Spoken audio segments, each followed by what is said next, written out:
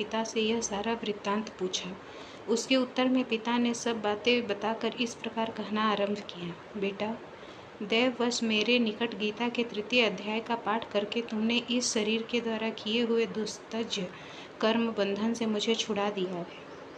अतः अब घर लौट जाओ, क्योंकि जिसके लिए तुम काशी जा रहे थे वह प्रयोजन इस समय 3 अध्याय के पाठ से ही सिद्ध हो गया है।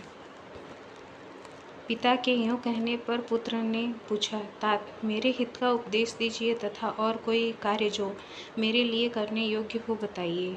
तब पिता ने उससे कहा, अनघ, तुम्हें यही कार्य फिर करना है। मैंने जो कर्म किया है वही मेरे बड़े भाई ने भी किया था। इससे वे घोर नरक में पड़े हैं, उनका भी तुम्हें उद्धार करना चाहिए तथा मेरे कुल के और भी जितने लोग नरक में पड़े हैं उन सबका भी तुम्हें उद्धार करना चाहिए। यही मेरा मनोरथ है। बेटा, जिस साधन के द्वारा तुमने मुझे संकट से छुड़ाया है उसी अनुष्ठान को औरों के लिए भी करना उचित है। उसका अनुष्ठान करके उससे होने वाले पुण्य उन नारकी जीवों को संकल्प करके दे दो। इससे वे समस्त पूर्वज मेरी ही तरह यातना से मुक्त हो स्वल्प काल में ही श्री विष्णु के परम पद को प्राप्त हो जाएंगे। पिता का यह संदेश सुनकर पुत्र ने कहा, तात, यदि ऐसी बात है और आपकी भी ऐसी ही रुचि है तो मैं समस्त नारकी जीवों का नरक से उद्धार करूँगा। यह सुनकर उसके पिता बोले, बेटा, एवमस्तु, तुम्हारा कल्याण हो। मेरा अत्यंत प्रिय कार्य संपन्न हो गया। इस प्रकार पुत्र को आश्वासन देकर उसके पिता भगवान विष्णु के परम धाम को चले गए।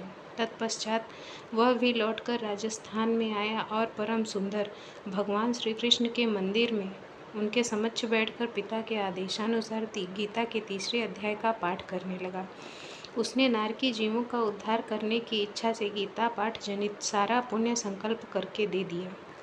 इसी बीच में भगवान विष्णु के दूत यातना भोगने वाले नारकी जीवों को छुड़ाने के लिए यमराज के पास गए। यमराज ने नाना प्रकार के सत्कारों से उनका पूजन किया और कुशल पूछी। वे बोले, धर्मराज, हम लोगों के लिए सब और आनंद ही आनंद है। इस प्रकार सत्कार करके पितृलोक के सम्राट परम बुद्धिमान यम ने विष्णु दूतों से यमलोक में आने का कारण